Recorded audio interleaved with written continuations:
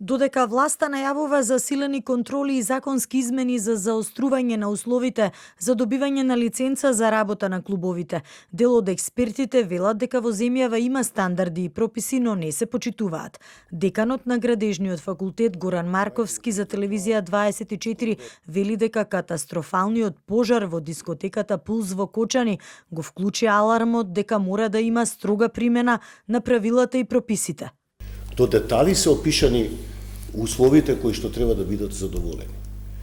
Да почнам од употреба на соодветни материјали кои што тешко се запалуваат, а и кога ќе се запалат тешко горат, бавно и оние што се пак поврзани со конструкцијата не ја доведуваат во прашање конструкцијата, односно незината стабилност, еден долг временски период од 4 часа. Нема автоматски прскалки кои се вклучуваат и почнуваат да прскат за да го намалат интензитетот на пожарот. Автоматско исклучување на електрична енергија. Она што може би е најбитно, врати за евакуација. На толку голем број на луѓе, една врата за излез е, како да ви кажам, тоа е врата во пеколот. Според заменик командирот на противпожарната единица на град Скопје Владимир Симоновски, дополнителен проблем бил пристапот до објектот. Пристапот на самиот терен на местото каде што се наоѓа објектот и каде што се наоѓа фамозната дискотека е еден прилаз и еден пристап. Можете да замислите дека таму имало над 500 луѓе, кај што имало повеќе од 100-150 возила кои што се паркирали.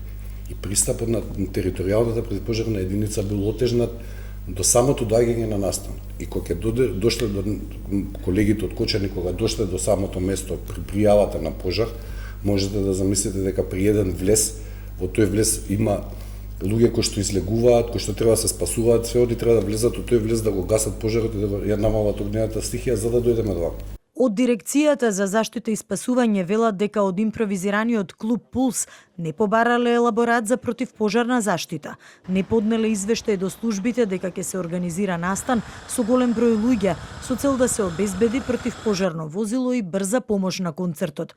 Просторот бил стар магазин за теписи со еден влез и еден излез, решетки на прозорците близу стамбена зграда со нелегална и фалсификувана лиценца.